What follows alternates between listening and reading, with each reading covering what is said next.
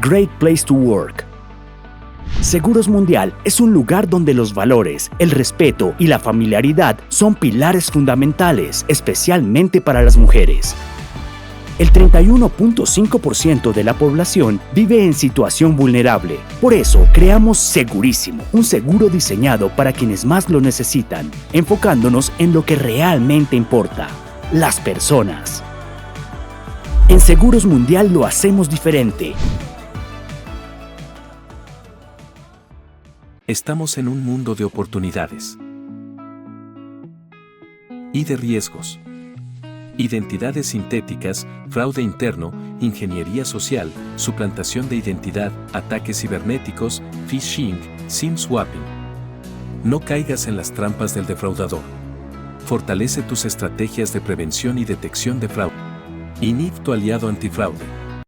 En Más Servicios Colombia, brindamos todo tipo de asistencias como vial, mascotas, viajes, médicas, hogar, beneficios empleados, eventos, estudiantes, jurídicas y más. Tenemos relaciones con compañías globales en diversos sectores. Somos el aliado estratégico ideal para tu empresa. Te invitamos a que vivas la experiencia de nuestro servicio activando tu tarjeta VIP por un mes con el QR en pantalla. Te ayudamos a que todo mejore. La Federación de Aseguradores Colombianos, FASECOLDA, ha trabajado para impulsar la cultura de los seguros, la protección frente a los riesgos y la modernización de la industria. Porque queremos hacer de Colombia un país más seguro, hoy ofrecemos información oportuna, promovemos el desarrollo sostenible del sector asegurador y contribuimos al progreso del país.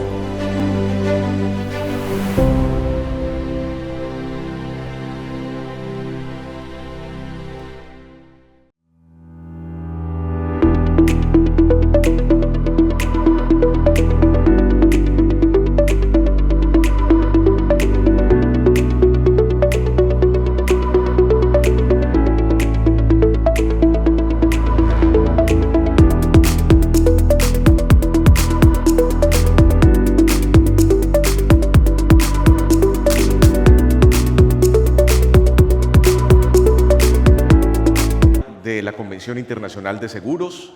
Invitamos a las personas que se encuentran ya en el auditorio a ubicarse en los asientos. Seguimos esperando a las personas que están en la muestra comercial y quienes están en otras partes de Cartagena, que entendemos que por la lluvia el acceso al Hotel Hilton se complica un poco, pero bien, con paciencia van llegando sin ningún inconveniente aquí al Hotel Hilton. Espero que ayer haya pasado una noche maravillosa. Nuestra velada estuvo muy chévere. Vi a muchos de ustedes bailando y disfrutando de esta presentación que tuvimos con ese artista salsero y pudimos compartir una velada espectacular gracias a las 10 reaseguradoras que hacen parte de nuestro equipo, que gracias a ellos pudimos disfrutar de una noche maravillosa. Estas 10 reaseguradoras, de las 14 que tuvimos, que nos acompañaron durante el día de ayer y que gracias a ellos pudimos tener ese cóctel de bienvenida. Quiero mostrarles a continuación las redes sociales de FASECOLDA para que nos sigan. Allí ustedes van a encontrar el minuto a minuto de lo que ha pasado durante el primer día y lo que ocurrirá el día de hoy en nuestras redes sociales. Recuerda que nos encuentran como @FASECOLDAOFICIANEX. Ahí encuentran minuto a minuto fotografías destacadas de cada uno de los panelistas, de cada uno de nuestros invitados. También nos encuentran como en LinkedIn y nos encuentran en Facebook como @FASECOLDA y en Instagram @FASECOLDAOFICIA. Esas son nuestras redes sociales y nos pueden realizar sus comentarios con el hashtag #Convención FASECOLDA. Allí ustedes pueden tener toda la interacción que quieran con el equipo de FASECOLDA, que está enviando información pero muy importante. También queremos agradecer a los medios de comunicación quienes han realizado un cubrimiento fabuloso de esta Convención Internacional de Seguros de FASECOLDA en su versión 2024. Reiteramos entonces también nuestro agradecimiento y respaldo a estas 10 compañías reaseguradoras con oficinas de representación en Colombia, quienes de manera habitual se unen como patrocinadores a este cóctel de bienvenida a la Convención de Seguros 2024 y que de esta manera están mostrando una vez más su apoyo a la sinergia de la industria. Tengo una información importante, les decimos que AXA Partners entrega a todos nuestros participantes cobertura médica durante los días del evento. Les cuento que el punto médico está ubicado en la muestra comercial, aquí fuera del auditorio. En caso de necesitar algún servicio, no dude en buscarlo. En la Comisión de Seguros 2024 lo que queremos es que entre todos nos cuidemos la salud y, por supuesto, el interés de Fasecolda es cuidar de todos los asistentes. Les reitero nuevamente la invitación para que nos sigan a través de nuestras redes sociales. En X nos encuentran como @FasecoldaOficia, en LinkedIn nos encuentran como Fasecolda, en Instagram @FasecoldaOficia. Allí pueden ustedes dejar sus posts, sus trinos, para poder conversar de lo que ha pasado durante estos días y le contemos a Colombia cómo se está reuniendo todo el sector asegurador en la ciudad de Cartagena. Tengo interesantes anuncios para todos ustedes. Por ahora les cuento que Compañía Mundial de Seguros se hace presente en este evento con el siguiente mensaje para todos los asistentes. En Seguros Mundial construimos un futuro sostenible por y para Colombia. No es solo un objetivo, es la forma de hacer la diferencia. Bonos verdes. Con una inversión de 10.000 millones de pesos en bonos verdes, apoyamos proyectos que restauran y protegen nuestro planeta. Creemos firmemente en un futuro viable para las nuevas generaciones como una prioridad. En Seguros Mundial lo hacemos diferente. Y el Centro de Información y Memoria Aseguradora CIMA de Fasecolda cumple un papel integral en la generación y fomento del conocimiento en temas de seguros, garantizando de esta manera el acceso a la información especializada del gremio. Esa es una de las informaciones que quiero entregarles el día de hoy, porque a través de nuestro boletín Ve y Novedades CIMA mantenemos a nuestros suscriptores al día con las últimas adquisiciones bibliográficas, artículos académicos, videos, informes y noticias relevantes, que es lo que ustedes van a tener en este informe.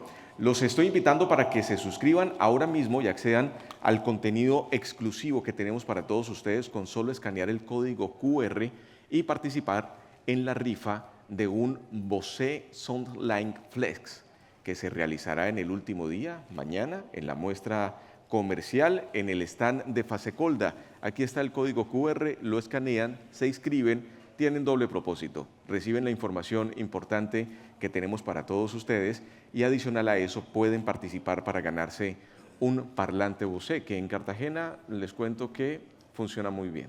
Funciona pero muy bien. Así que no pierdan esta oportunidad de estar a la vanguardia en tendencias y últimas publicaciones sobre el sector asegurador a nivel mundial. Muy bien, ¿cómo nos encontramos el día de hoy? ¿Cómo están? ¿Cómo se encuentran? Les quiero agradecer por la puntualidad a todos ustedes, que a pesar del clima que está haciendo en Cartagena, que aunque también era necesario que lloviera un poco por este sector, pues bueno, vamos a iniciar de inmediato con nuestra agenda académica. Hoy tenemos una agenda maravillosa, una agenda muy importante con unos temas supremamente destacados. Ya el doctor Gustavo ayer nos decía todo el recorrido que vamos a tener durante estos días con temas que son del interés para todos ustedes en el sector y que de seguro les va a ayudar bastante. Así que vamos a dar la bienvenida a nuestro escenario a Sara Ferrer Oliveira, representante residente del Programa para el Desarrollo de las Naciones Unidas, el PNUD de Colombia. Un aplauso para ella que nos acompaña en el día de hoy. Adelante.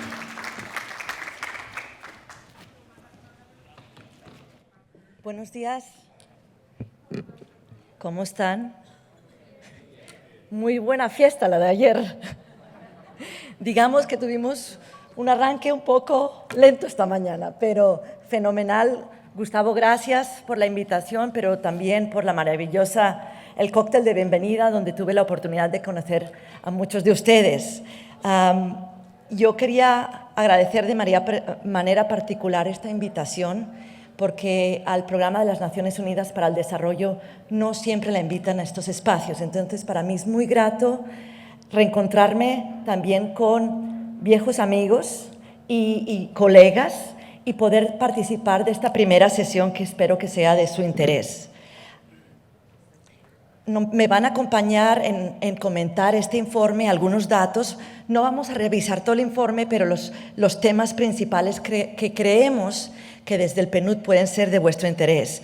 pero me gustaría también agradecer a Jorge Ignacio López, presidente de la NIF, a Jorge Iván González, exdirector del DNP, amigo, y que muchos lo conocen como el sabio. Entonces, Jorge Iván, un gusto que estés acompañándome en este espacio, y por supuesto a Juanita Villaveses, viceministra técnica del Ministerio de Hacienda. Ya les dije que esta mañana vamos un poco despacio, pero bueno, el Informe Nacional de Desarrollo Humano se centra en las personas y sus territorios y las oportunidades que tienen para vivir una vida digna, plena y en libertad. Se inspira en los dos últimos informes de desarrollo humano que ha tenido Colombia en el siglo XXI. Quizás algunos de ustedes lo conocen. En el 2003 se presentó uno que se llama Conflicto Callejón con Salida, donde se ponía de frente cómo el conflicto armado en ese momento afectaba al potencial de desarrollo de Colombia. Y en el 2011 se publicó otro informe que también marcó a Colombia, que se llama Colombia Rural, Razones para la Esperanza, que se incorporó en la negociación de los acuerdos de paz de La Habana. Ambos tienen un punto en común, y ese punto es la mirada en los territorios como motor para crecimiento de Colombia. Creemos que la agenda pendiente de Colombia siguen siendo sus territorios. Algunos de ustedes se preguntarán qué es el desarrollo humano y cómo se mide. Bueno, el desarrollo humano es un concepto que lanzó Amartya Sen, un economista indio, en el 1990. Es un concepto aspiracional y dice que son aquellas libertades que tienen las personas para alcanzar vidas que tienen razones para valorar. Esto es muy grande. Aunque es un concepto difícil de medir, una aproximación de mínimos es lo que llamamos el índice de desarrollo humano, que mide esas capacidades básicas que todos queremos: un ingreso, una educación y salud, que son lo mínimo que las personas necesitan para vivir estas vidas plenas, dignas y en libertad. En las 2 últimas décadas, Colombia ha logrado un índice de desarrollo humano alto, y en el mundo se mide en bajo, medio, alto y muy alto. El promedio de los países OCDE es de muy alto, y Colombia, sin embargo, está en el alto. Pero ha logrado logros significativos como la reducción de la pobreza en estas 2 últimas décadas, un aumento de la cobertura y años de educación, así como un aseguramiento universal de salud.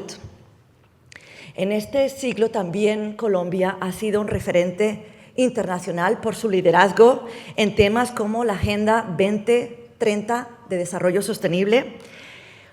Ha llevado esperanza al mundo en los acuerdos de paz y construcción de paz. Ha sido muy generosa en las políticas de acogida de las poblaciones migrantes, y así ha impulsado también la conversación global sobre justicia ambiental.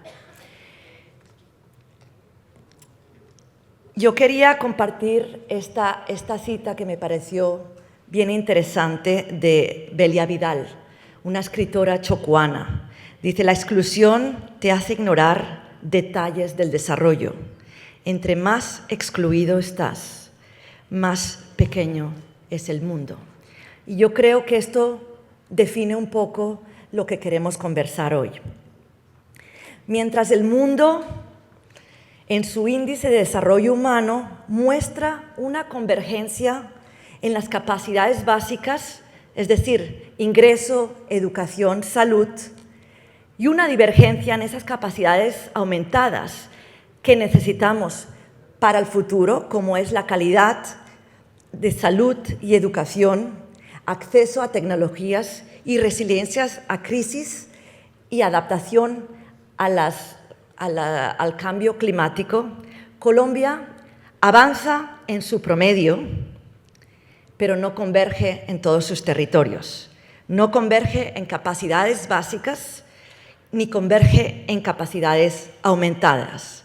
Por este motivo, este informe va más allá de los ingresos, más allá de los promedios, más allá de los sectores y más allá de analizar brecha a brecha. Invita a un pensamiento sistémico para entender cuáles son aquellas dinámicas que se dan en el territorio, de relaciones e interrelaciones de actores del desarrollo en lo social, lo público y lo económico, que permiten o restringen la posibilidad de crecer esas capacidades y desarrollo humano. Lo que vemos, y lo pueden ver aquí, es que el país tiene múltiples trayectorias de desarrollo humano. Y si uno tuviera que resumir este informe, se reduce a esta gráfica. ¿Por qué? Porque la distancia de Bogotá hasta La Guainía, en esa desigualdad es de 0.25, mientras en países como Argentina, la distancia de las regiones más avanzadas y aquellas más rezagadas es de 0.076.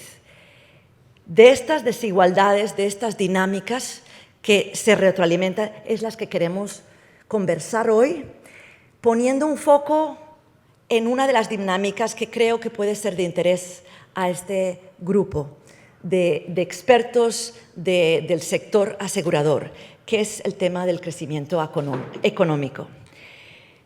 Como podemos ver en esta gráfica, 14 de los departamentos tienen un crecimiento de desarrollo humano alto, es decir, todas las variables, ingresos, salud y educación, van avanzando, aunque a un ritmo no muy rápido, pero todos progresan. Medio, tenemos a 17 departamentos donde hay alguna de esas variables que retrocede, y el bajo, que realmente no se llega a los mínimos. Y esto se refleja así. Estas son las dinámicas que analizamos en el informe para llegar a estos datos, que son 4 dinámicas que convergen en Colombia. Una es el crecimiento económico, la otra es la capacidad institucional para proveer servicios, 2, la ausencia de conflicto armado, y 3, esa integridad ecosistémica de que tanto se va a hablar en la próxima COP16 en Cali. La interacción de estos, como ven, es muy variopinta y afecta y restringe esa posibilidad de crear capacidades y que las sociedades puedan crecer en estos territorios. El desigual acceso, calidad y pertinencia de la educación que tiene un joven en Bogotá o bien en Chocó condiciona su futuro, es decir, aquellas capacidades y oportunidades con las que las personas pueden vincularse al mercado laboral, lo que implica grandes desigualdades en acceso a los empleos formales. Vemos en esta gráfica cómo las desigualdades se heredan y se acumulan a lo largo del ciclo de vida. Y lo quiero poner porque no es gratuito. Si no se logra romper este círculo, y una de las claves para eso es la educación, no se logrará crear esos círculos virtuosos que tanto estamos buscando. Estas desigualdades afectan la creación de capacidades humanas básicas en los territorios. Si uno hace un zoom in para entender mejor quiénes son estas personas en condición de vulnerabilidad y qué acceso tienen y uso de sus capacidades, vemos que por debajo de la línea de pobreza, el 40% de los colombianos no tienen una renta mensual, un ingreso mensual fijo, lo que eso limita enormemente la posibilidad de vincularse al sistema financiero. También un 43% de los colombianos en zonas rurales no tienen cuentas bancarias. Y por debajo, y aquellas personas, aquellos adultos que están por debajo de la línea de vulnerabilidad, también tienen en un 24% no tienen acceso a este crédito. ¿Por qué ponemos estas cifras aquí de manera muy visual? Porque aquí también radica la oportunidad para atender estas personas y estas necesidades, y hay una oportunidad de negocios. Una de las características únicas del tejido empresarial colombiano es que el 99% de las unidades productivas del país tiene 10 o menos trabajadores. Es decir, son empresas unipersonales. Cuando el promedio de las microempresas en países de la OCDE son de un 60%, en Colombia es del 99%. Con la particularidad que solo generan un 16% del valor agregado del país, mientras que el 1% de las empresas más grandes cuenta con un 11% más de trabajadores y generan el 84% del valor agregado. Yo creo que entender estas dimensiones nos da pistas de cómo acompañar el crecimiento económico del país. El 87% de estos micronegocios de 10 o menos personas son cuentapropistas y se caracterizan principalmente por tener empleos informales, bajos salarios y bajo aporte al valor agregado que comentaba del país. Pero un dato muy significativo, emplean al 65% de la población.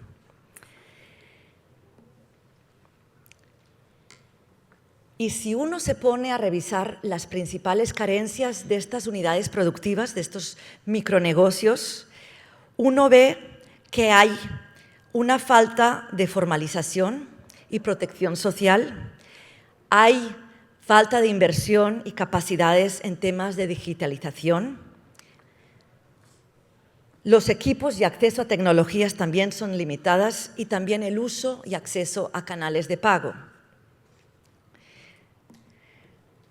Por este motivo, creemos que el sector financiero y seguros tiene un rol clave en ser, de un lado, un agente activo de protección social, donde mediante productos diseñados para estas poblaciones desatendidas, como pueden ser microcréditos, como pueden ser seguros de salud, como pueden ser pensiones, acceso a pensiones más flexibles, pueden dar respuesta a algunas de las necesidades y fortalecer el tejido empresarial colombiano. Por otro lado, el sector financiero, por supuesto, es un motor de crecimiento y brindando acceso al crédito a las MIPYMES puede facilitar más inversiones en esas carencias que hablamos, en la tecnología, en la infraestructura, en sus capacidades y, por supuesto, tiene el potencial también de ampliar esa base fiscal que tanto se necesita en este momento en Colombia y fomentar esta infraestructura a largo plazo para seguir compitiendo a nivel global. Ambos, protección social y crecimiento económico, son fundamentales para ampliar las capacidades básicas de las personas, ya sea el ingreso, ya sea la salud, ya sea la educación y, por supuesto, impulsar la movilidad social. La oportunidad radica principalmente en entender esas características únicas y potencial de cada territorio y construir con las personas y desde los territorios. Sabemos que Colombia es rica en biodiversidad. en creatividad, en sus culturas, en sus gentes, en toda esa diversidad de climas.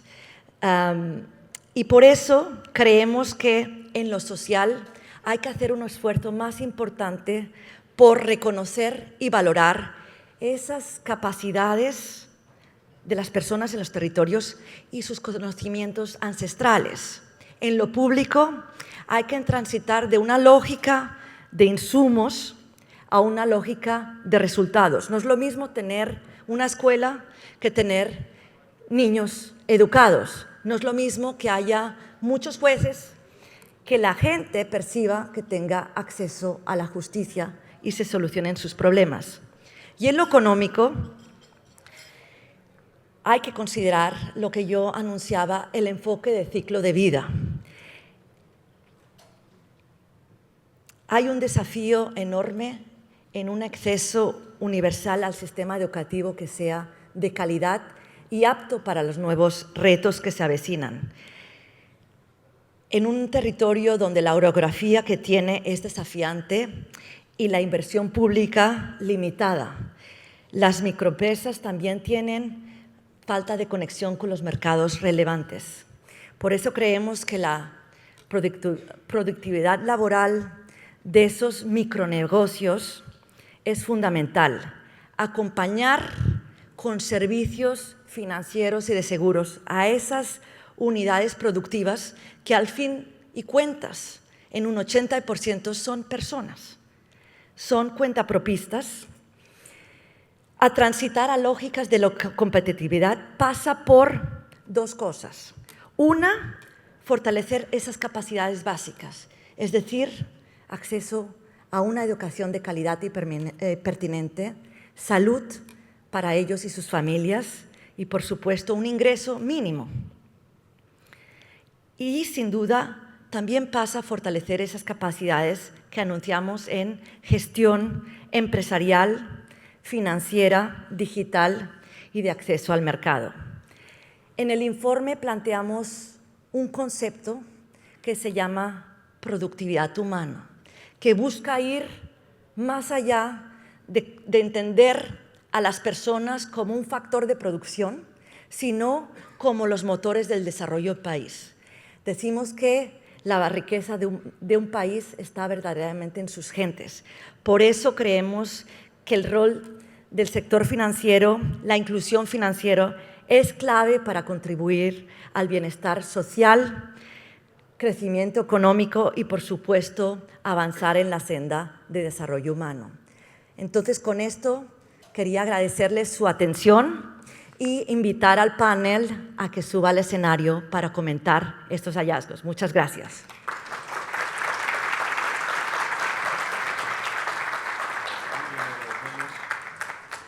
Estamos en el segmento del desarrollo humano en Colombia, oportunidades para la industria aseguradora.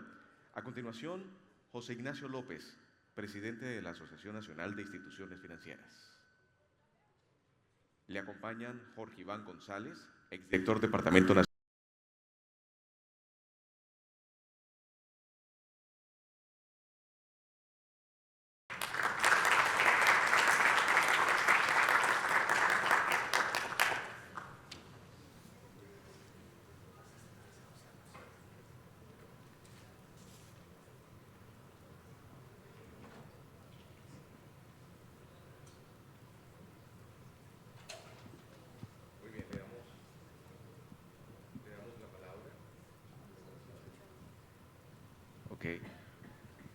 Le damos la palabra a continuación a José Ignacio López, presidente de Instituciones Financieras. Bueno, muy bien. Buenos días, un gusto estar aquí con ustedes. Muchas gracias a Fasecolda, a Gustavo por la invitación, a los asistentes después de esa extraordinaria fiesta, más que cóctel, ¿no?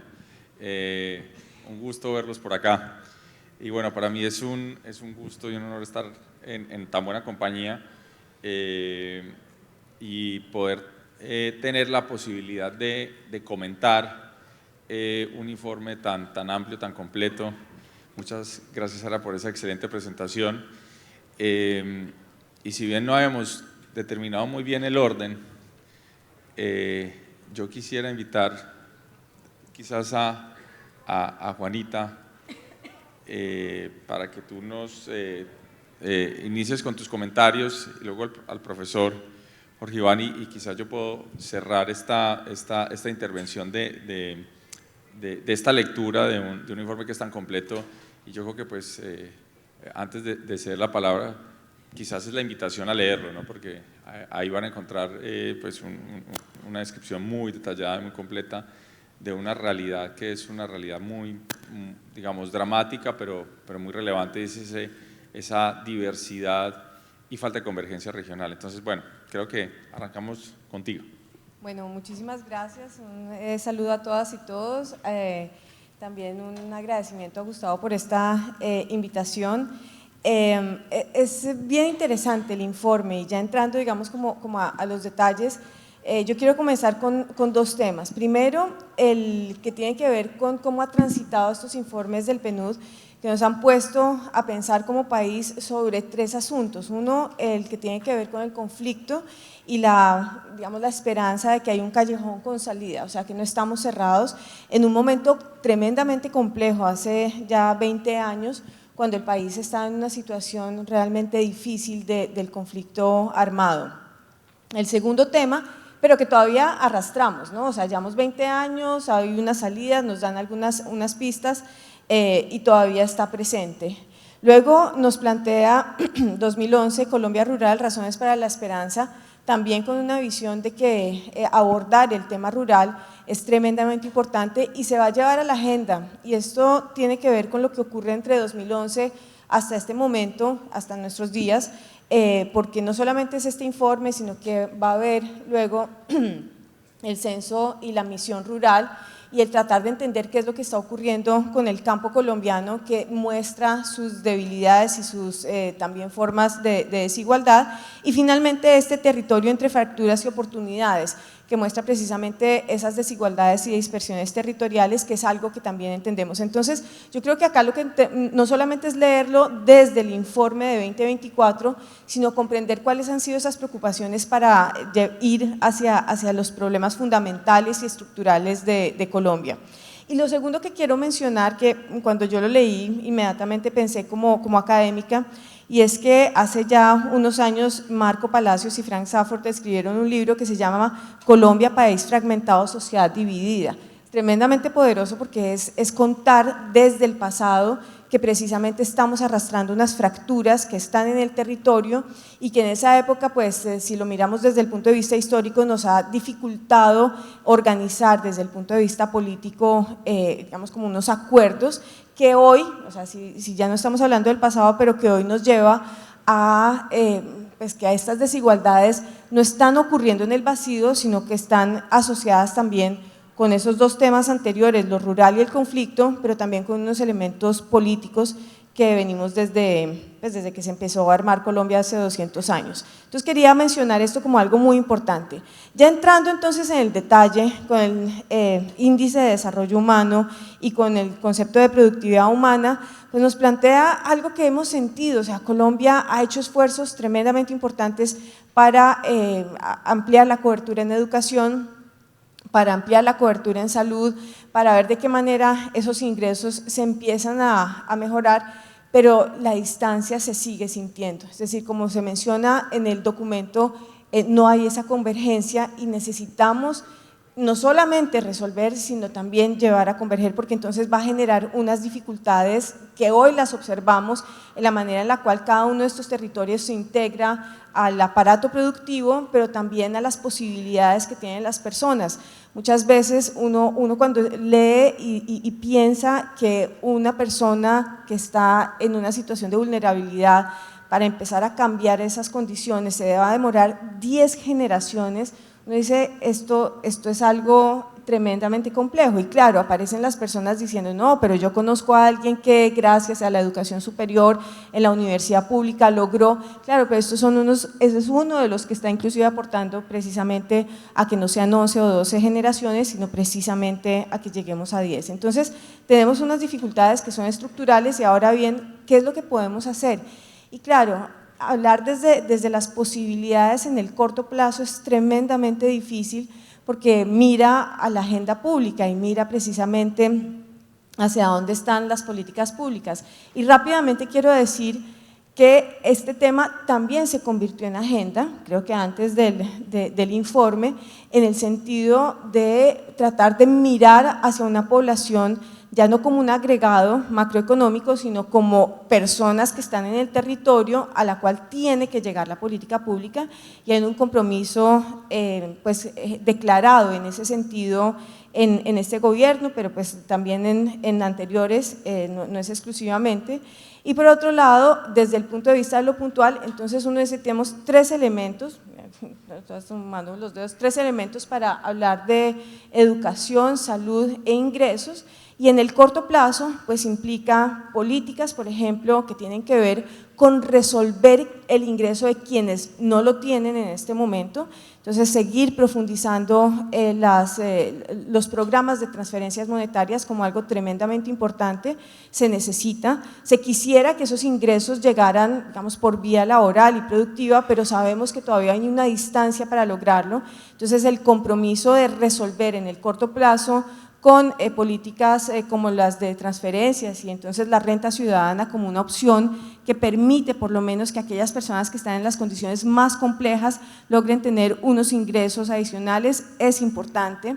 Por el lado de la educación es difícil porque tiene que mirarse a lo largo de lo que es la vida de una persona que se está educando, es decir, desde la primera infancia de 0 a 5, que permite resolver los problemas de cuna. Ahí hay una responsabilidad importante, es decir, cuando digo esas brechas de cuna es esas posibilidades que van a tener entre poder darles pues todas esas, el cuidado a un niño, pero también la atención en el desarrollo cognitivo, del lenguaje, etcétera, que va a empezar a generar cambios en su cerebro y que obviamente se va a ver luego en la primaria, etcétera. Entonces uno dice, es toda una cadena y un esfuerzo al final con educación superior. Digamos que en este momento parte de la apuesta está puesto en educación superior, tratando de absorber un poco más de estudiantes hacia la educación superior, pero se entiende que tiene que ser una cadena, es decir, esto es en el corto plazo.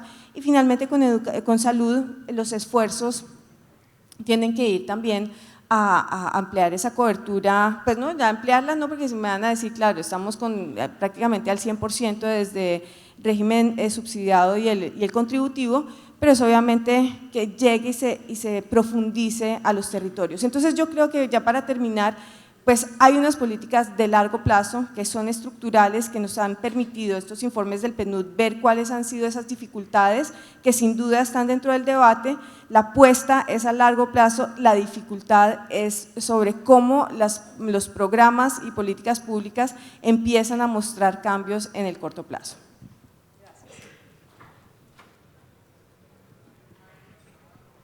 ¿Quieres? Sigue, profesor. Sí, gracias. También me uno al agradecimiento a Gustavo Fasecolda. Yo creo que hay tres cualidades de este informe y quiero felicitar a Naciones Unidas, a Sara. Hace rato no teníamos informe de desarrollo humano, como ha recordado Juanita y Sara, el último Colombia Rural. Y hay tres elementos que a mí me parecen muy interesantes de este informe. El primero, la sensibilidad. Siempre se ha discutido mucho si estas tres variables se mueven y si estas tres variables son útiles para captar los movimientos cíclicos, porque educación y salud son muy estables, el ingreso es mucho más inestable. Y entonces, desde que empezaron los informes de desarrollo humano, ha habido mucha discusión sobre cómo combinar estas tres variables. La esperanza de vida se va frenando. Los años de educación se van frenando. Pues usted hace el posgrado, hace la maestría, el doctorado y ahí para. En cambio, el ingreso es una variable, si ustedes quieren, mucho más errática y es infinita. El ingreso puede crecer de manera infinita. Entonces, combinar las tres variables no es fácil y por eso al ingreso pues se le pone un logaritmo tratando de frenarlo un poquito. Pero lo que me impresiona de este informe, que no se había presentado en los informes anteriores, es la caída dramática que se presentó con la pandemia. Ya los informes internacionales habían mostrado, por ejemplo, cuando el muro de Berlín se cayó y se hizo esos cambios importantísimos en la anterior Unión Soviética, en Rusia también cayeron los indicadores. Entonces esto muestra que el índice sí capta movimientos cíclicos, y es muy impresionante esa gráfica que nos la mostró Sara, de lo que hubiera sido sin pandemia. Y todavía no hemos alcanzado el nivel de desarrollo humano que tuvimos en el 2019.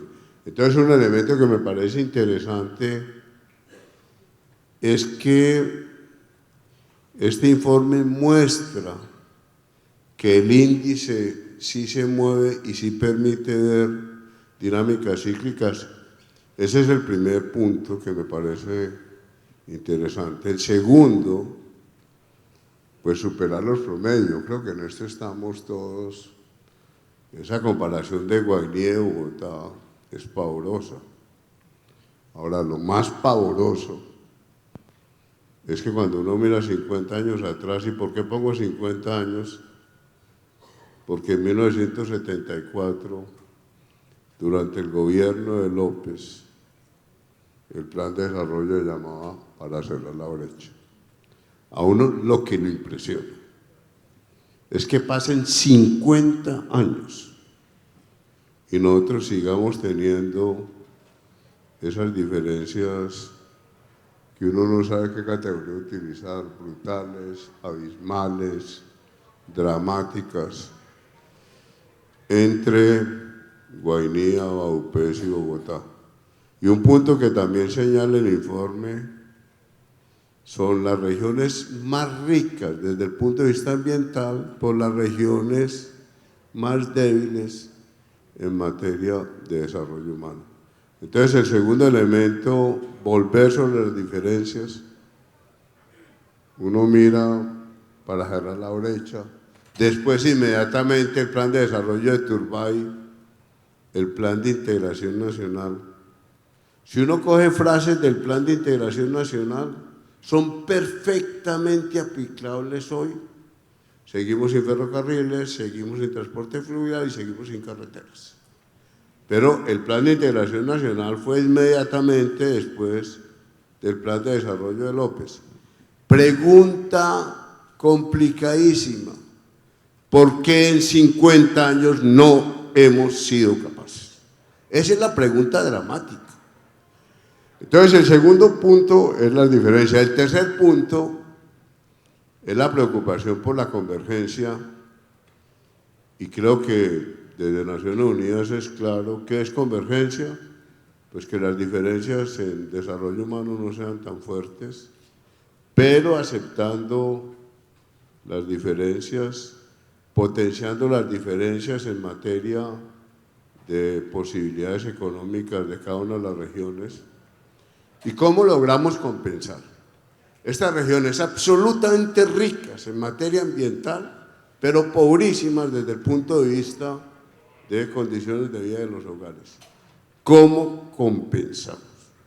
¿Cómo logramos que Bogotá, Medellín, Cali, Barranquilla, la zona andina, la zona del Caribe entiendan que el agua, que las posibilidades de vida en estas ciudades dependen de que conservemos la Amazonía, la Orinoquía y el Pacífico? ¿Cómo logramos esos cambios? Yo creo que uno de los puntos que nos ha faltado en estos 50 años es decir, esas regiones necesitan recursos, porque ahí está la gran potencialidad ambiental de estos países, no solamente de Colombia, del planeta Tierra. Entonces creo que ese es un elemento central. Ahora la pregunta es ¿por qué no hemos sido capaces? Y la pregunta más dramática, unas sociedades tan ricas, riquísimas, porque el informe empieza con la frase que mencionaba Sara, que es una frase desde el comienzo de los informes de desarrollo humano: la principal riqueza es la gente, y en Colombia la principal riqueza es la gente y este mundo ambiental, estos activos ambientales enormes que tenemos. Y entonces esa pregunta por la convergencia sigue siendo la gran pregunta. La misión de descentralización acaba de entregar el informe desde Planeación Nacional. La discusión del Sistema General de Participaciones, que sería una discusión muy importante, es una discusión que sigue siendo sectorial. A mí me impresiona cómo el Congreso sigue discutiendo las alternativas del Sistema General de Participaciones, dándole otra vez fuerza a los sectores. Desde la Constitución se pensó que la fuerza tenía que estar en las regiones. Las discusiones hoy del Congreso son discusiones sectoriales, no son discusiones de cómo logramos un sistema general de participaciones que se vaya a las regiones. Yo creo que esos son puntos, pues todos apasionantes para debates más grandes, pero a mí lo que me da tristeza, o no sé cómo decirlo, es que después de López, 1974-2024, 50 años y seguimos, como dice el informe en una parte, no solamente no cerrando la brecha, sino ampliándola. Eso es vergonzoso, no sé cómo decirlo, pero bueno. No sé, Ignacio. Sí, Jorge Iván, bueno, es una reflexión que es muy profunda y creo que pues se le abre bocas a esta agenda académica del día de hoy, porque pues son preguntas de alto calado. Yo quería en estos minutos y luego para tocar quizás en el resto de la conversación otros temas, enfocarme en algunas ideas o algunas reflexiones de realmente cómo lograr superar quizás estas brechas y realmente avanzar en el tema de desarrollo humano. Y pues la intervención de Jorge Iván es muy profunda porque pues nos hace la pregunta y es, bueno, en 50 años no solo no hemos avanzado, sino que en muchas áreas hemos retrocedido. Entonces claramente esto es una tarea que al país pues le ha costado mucho. Entonces quizás ideas de cómo avanzar pues hay que hacerlas, pero hay que discutirlas de una manera muy profunda. Y yo quiero arrancar con un par de ideas. Uno es, inspirado incluso en intervenciones de Jorge Iván, que he tenido la fortuna de compartir en otros eventos. Uno es, tenemos que luchar quizás contra la tentación de fragmentación de la inversión. Y es claramente cuando vemos estas brechas, pues la tentación es de pronto entonces a pensar proyectos aquí, proyectos allá. Uno, que son difíciles de implementar por la capacidad misma que tenemos del Estado, y segundo, porque hay que ver el problema con la complejidad y los desencadenamientos que tiene. Entonces hay que pensar, por ejemplo, cómo realmente logramos que estas regiones más atrasadas y las regiones más avanzadas se pueden encadenar de maneras productivas y con proyectos ambiciosos que realmente sean más de carácter estructural. Y quizás una de las preocupaciones que yo tengo en la coyuntura actual del país es que sabemos que los recursos en este momento para inversión o el espacio fiscal se está cerrando, está siendo limitado, y la tentación de fragmentar la inversión va a ser muy aguda. Y los retornos de esa inversión al final pueden ser muy bajos, muy dispersos. Entonces hay que tener cuidado y hay que tener un diagnóstico realmente cuáles son proyectos que pueden transformar de manera potente el país y las regiones. En esa misma, y lo mencionaba porque el informe tiene una palabra que es una buena descripción, pero es un adjetivo duro, que es fractura. Habla de las fracturas regionales y nada peor que fracturarse un hueso para entender, digamos, físicamente que una fractura es algo muy delicado, y la pregunta es entonces cómo logramos remendar esas fracturas, y ahí necesitamos pensar esto de una manera comprensiva. Y frente a ese problema de las fracturas, el informe también hace un diagnóstico muy preciso sobre un tema que es muy complejo porque yo creo que hay que trabajarlo muchísimo más, pero es una realidad a puño, y es el tema que no solo hay esa fragmentación, esa tentación de la fragmentación, la inversión del público, sino que el tejido empresarial del país realmente es muy fragmentado. Y Sara lo mostraba.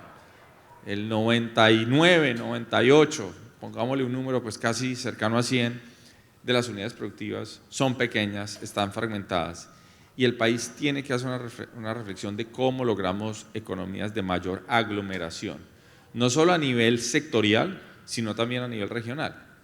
Y ahí la realidad de apuño es que tenemos un país con una geografía muy complicada, donde pues en áreas remotas, si no tenemos realmente economías de aglomeración, pues lo que vamos a tener son unidades productivas de supervivencia. Y el país tiene mucho emprendimiento que realmente es emprendimiento de supervivencia, y necesitamos mirar cómo generamos algunas fuerzas de aglomeración, desde el punto de vista incluso de acompañamiento tributario, regulatorio, de competencias, de servicios públicos, pero necesitamos superar quizás ese tejido tan frágil que por lo menos en una situación como la pandemia pues sufre tanto, porque claramente pues empresas pequeñas no tienen ni las competencias ni los ahorros para enfrentar choques tan fuertes. Y aquí quiero cerrar y pasar quizás a otro tema, y es, yo creo que de alguna manera necesitamos encapsular algunas de estas discusiones, no solo de cara nuestra en la discusión local, sino de cara al resto del mundo. Necesitamos generar historias de crecimiento. Yo creo que pues los economistas cada vez le prestamos más atención al tema de las narrativas, y yo creo que es muy importante generar unas narrativas potentes en torno al país y en torno a las regiones. Entonces, por ejemplo, el gobierno ha venido haciendo un esfuerzo muy importante en generar una narrativa frente al tema del cambio climático, pero yo creo que tiene que ser más acompasada y tiene que ser una narrativa más pensada en las posibilidades, mismo que en las, si se quieren, las deficiencias o en esa tentación de hablar del decrecimiento, que yo creo que puede estar ahí en la discusión del cambio climático. Entonces, necesitamos una historia país para venderle al resto del mundo. Y Colombia tiene los argumentos. Tenemos la biodiversidad, tenemos la diversidad humana, tenemos estas regiones, tenemos una oportunidad enorme en la transición energética. Entonces hay que consolidar una narrativa muy fuerte país, pero también hay que hacerlo a nivel regional. Y uno tiene que pensar algunas vocaciones y algunas regiones y salir a vender esas regiones al resto del mundo. Entonces, por ejemplo, en el tema de donde estamos, en la costa caribe, uno diría, bueno, una narrativa, por ejemplo, de turismo y de nearshoring, pues puede ser una cosa que sea importante por la ubicación y demás. Entonces yo creo que hay que trabajar en esa dimensión. Y una reflexión final antes de continuar la conversación es, finalmente yo creo que yo sí veo una preocupación, y es que el país tiene una larga historia de manejo conservador en muchas variables, de una economía relativamente estable, quizás no con la velocidad de crecimiento que uno quisiera, pero sí estabilidad. Pero nosotros creo que estamos transitando a un tipo de volatilidad mayor, porque muchas de las condiciones que nos daban esa estabilidad están desapareciendo. Y esa es una reflexión, porque ahí vamos a necesitar, tanto desde el sector público como el sector privado, más esquemas de aseguramiento, porque pues si vamos a estar sujetos a una volatilidad que tradicionalmente no estamos acostumbrados, pues vamos a tener retos. Pero bueno, nos quedan 5 minutos y algo más.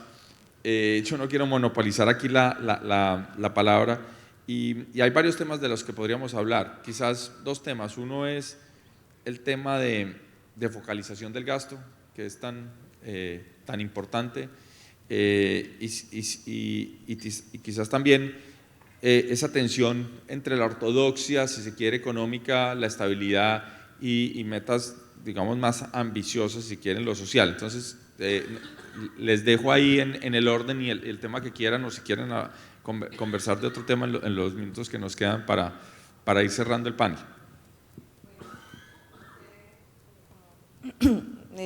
Claro, cuando están preguntando sobre ortodoxia y focalización del gasto, de alguna manera pues está apuntando a las decisiones que se están tomando, y bueno, pues ha habido un compromiso de mantenernos navegando dentro de esa ortodoxia, comprendiendo pues también las dificultades que se han presentado desde el punto de vista de ingresos y presupuestal.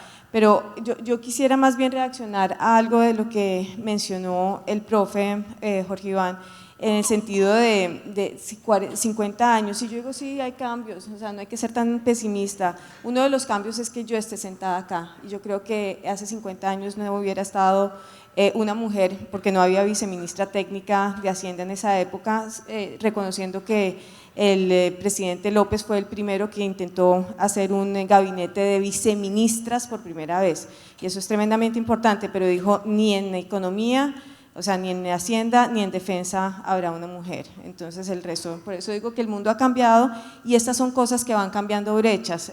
Claro, de pronto para mí es muchísimo más visible que para mis dos colegas que han tenido, digamos, esas oportunidades que no han tenido que, digamos, que luchar. Entonces sí hay cambios y hay un país que ha cambiado en ese sentido y yo creo tremendamente importante es que, insisto, los tres temas que el PNUD, no porque lo haya hecho el PNUD, sino porque coinciden con momentos y con preocupaciones, que es conflicto, lo rural y en este momento las fracturas y las brechas, pusieron en la agenda una cantidad de discusiones que hoy nadie pondría en duda, que el conflicto era necesario, o sea, no el conflicto, sino salir del conflicto era necesario para seguir construyendo. Hace 20 años sentíamos que esa era, digamos, una de las restricciones. Hace 12, 13 años sentimos y hoy estamos de acuerdo, hay un consenso en la necesidad de ver lo rural como algo también que nos va a generar esa reducción de brechas en ese momento entre el campo y la ciudad. Y hoy tenemos claro, y creo que eso ha sido importante, y es que Colombia es más que los agregados, Colombia es más que las capitales y que la población que se ha llamado está en la Colombia profunda o en la, pues, frente a cuál, la Colombia pandita, no sé, o sea, básicamente nos está diciendo hay otra Colombia que tenemos que estar mirando y yo sí estoy convencida de que esto poco a poco ha ido entrando en la agenda tanto del sector privado como del sector público. Esto no es simplemente un discurso y ahí se va generando lo que tú dices, ese imaginario y ese relato de entender que si no miramos hacia allá, pues, y los cambios se van dando, es decir, no es solo un relato, se necesitan acciones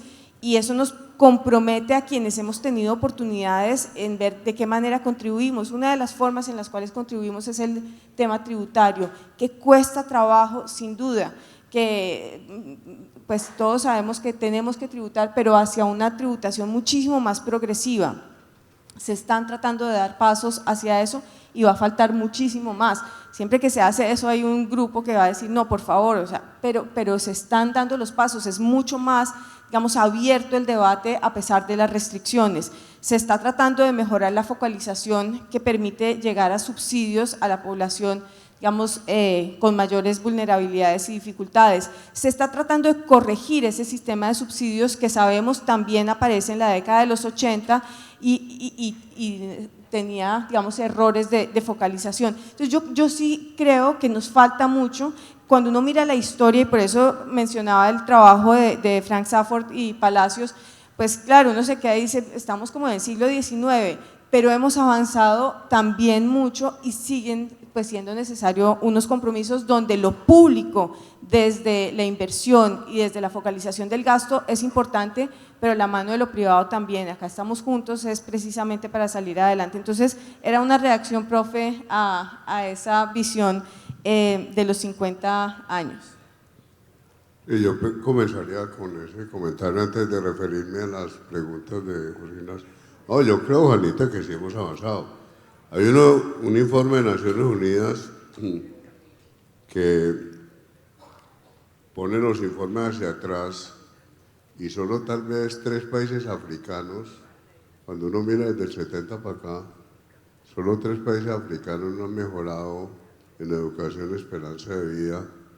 La cobertura de acueducto que teníamos en los 70, comparada con la cobertura de acueducto que tenemos hoy, es una maravilla. El promedio de años educativos, no, de acuerdo.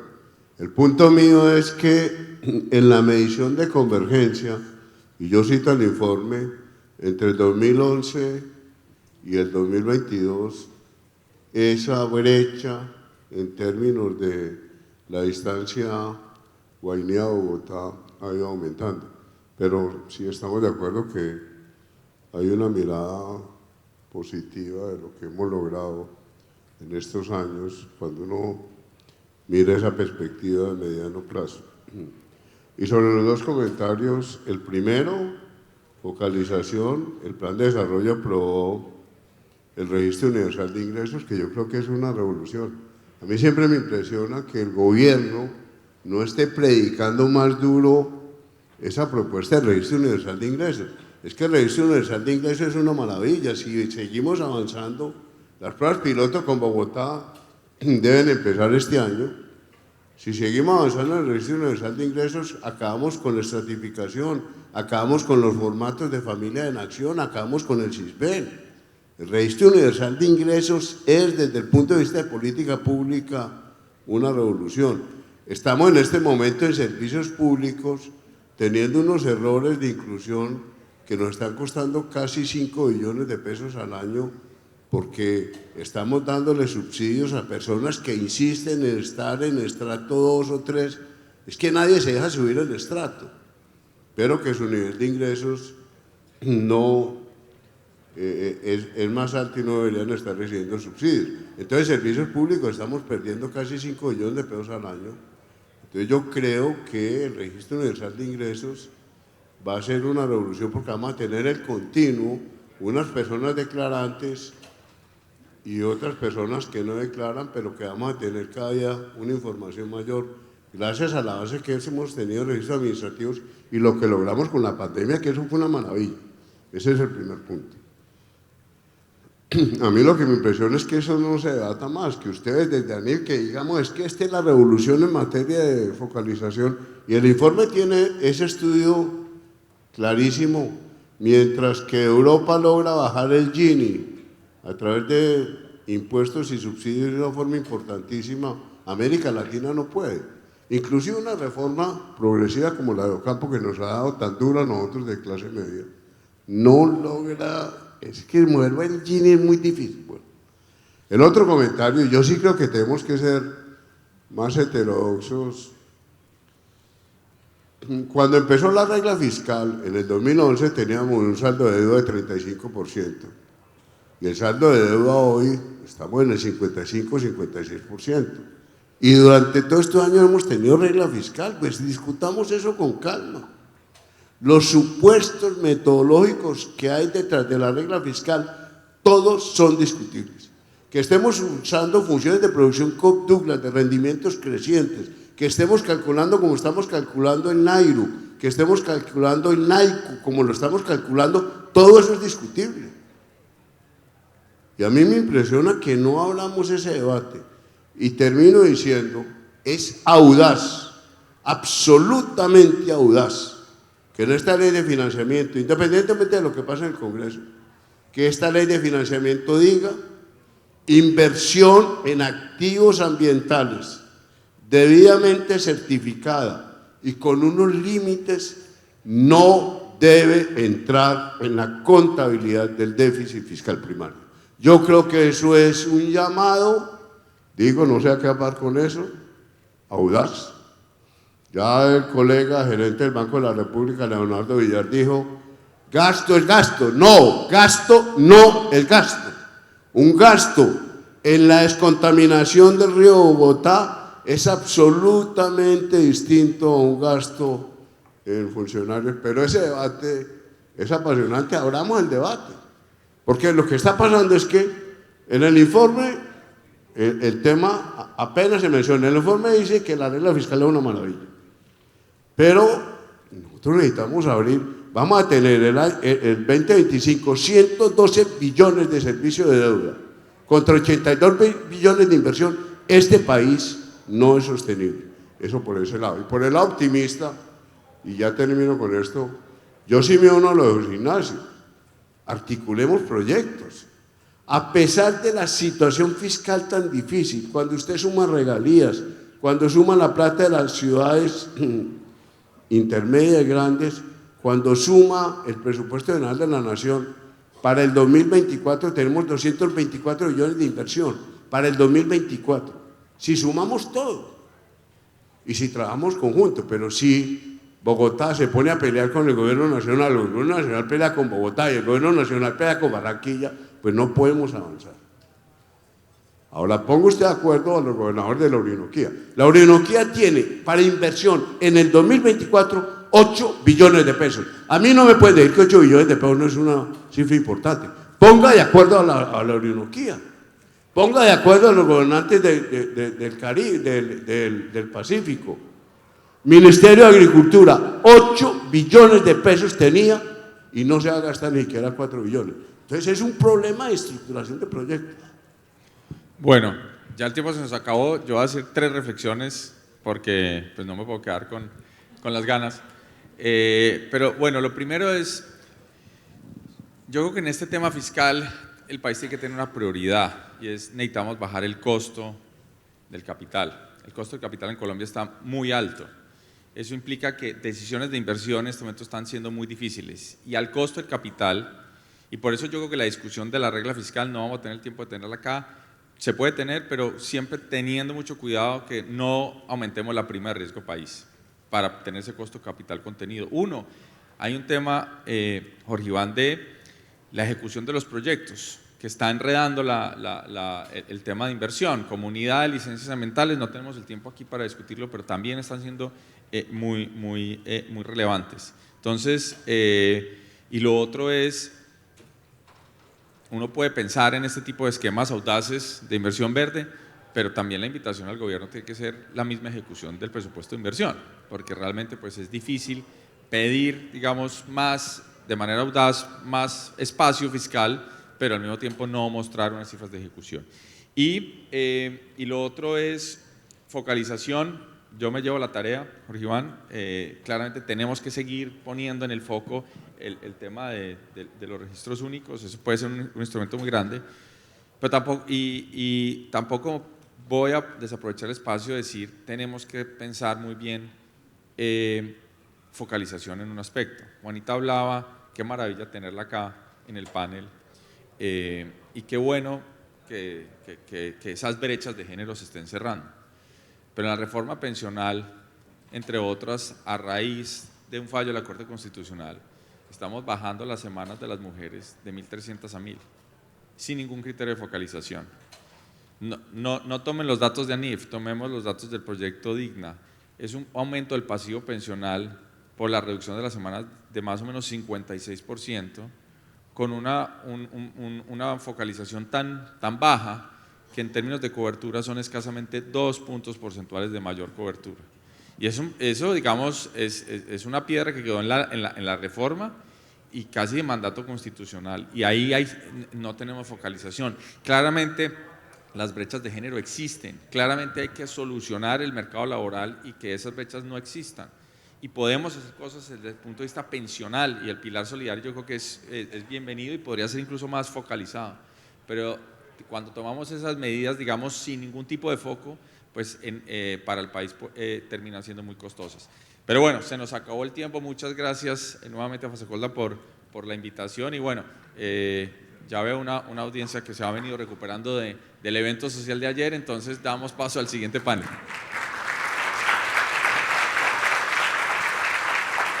Muy bien, muchas gracias a los panelistas, también a la doctora Sara. Un nuevo aplauso para ellos porque nos dieron un escenario maravilloso. Un aplauso bien fuerte nuevamente para ellos por ese escenario que ponen a continuación. Y si hablamos del desarrollo humano y todo lo que está pasando en Colombia y en el mundo, yo creo que lo más importante es ejecutar. Y ya lo decían ahí, no solo en el tema fiscal, hay que ejecutar y hay que tener como las cosas muy claras. Dicen los economistas y los de contabilidad que lo que no se mide no se puede controlar, y eso es lo que hay que hacer en cada uno de los escenarios. Muy bien, agradecemos a nuestros conferencistas. Les tengo una invitación muy importante, es que les informamos que este año AXA Partners, que ya lo vamos a ver a continuación en nuestra pantalla, entrega a todos nuestros participantes cobertura médica durante los días del evento. El punto médico está ubicado en la muestra comercial, allí ustedes lo pueden encontrar. En caso de necesitar, esperamos que no, un servicio médico, no duden en buscarlo. En la Convención de Seguros 2024 estamos muy prestos para cuidar la salud de todos nuestros asistentes.